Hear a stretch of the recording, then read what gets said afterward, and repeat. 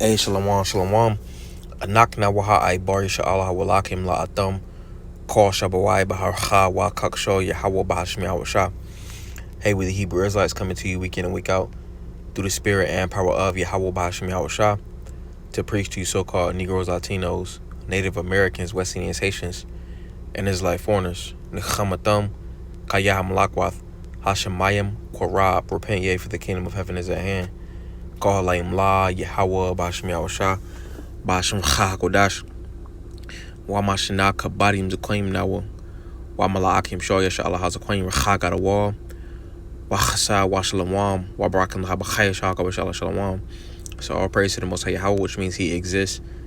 Bashim in the name Yahweh Shai delivers. Double honors to the elders and the apostles of Israel, the elders and the apostles of Great Millstone, and mercy, peace, and blessings to the elect of the nation of Israel. Shalom, which means peace. This is Mayakah, also Micah chapter 2 and verse 10.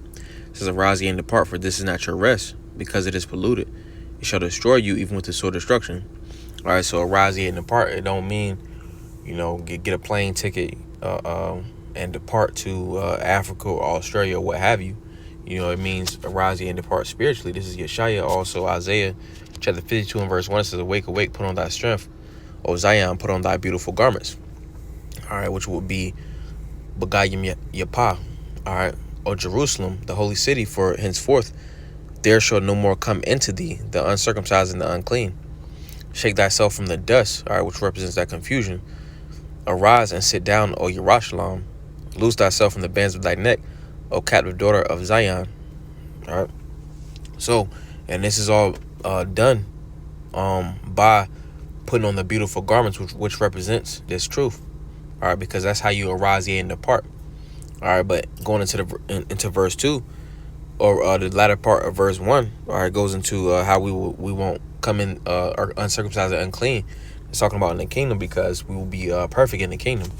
All right, every Israelite will be perfect in the kingdom.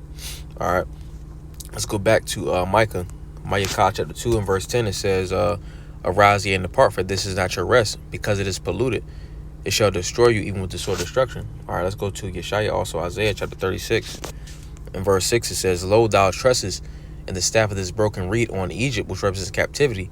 When if a man lean, all right, if he looking to captivity, to the various different captivities that the Israelites was scattered to, if he's looking on captivity to support him, and not trusting on the Lord, it says, on Egypt, wherein if a man lean, it will go into his hand and pierce it. So is Pharaoh, king of Egypt, and the leader of these different captivities, to all that trust in him. So trusting on these different captivities, because they're all tied in with this NWO. Trusting on these on oppression, is only going to eventually lead to taking that Karagma. You see, and let's go to that.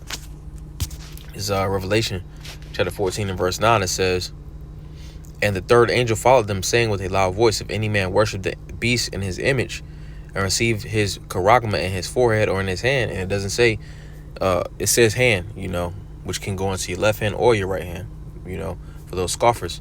It says, the same shall drink of the wine of the wrath of the Most High, which is poured out without mixture in the cup of his indignation, and he shall be tormented with the fire and brimstone in the presence of the holy angels and in the presence of the Lamb.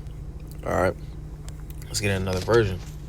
NLT, it says, must drink the wine of God's anger. It has been poured with full strength into God's cup of wrath, and they will be tormented with fire and burning sulfur in the presence of the holy angels and the Lamb. And that goes for men and women if you take that karagma, you see.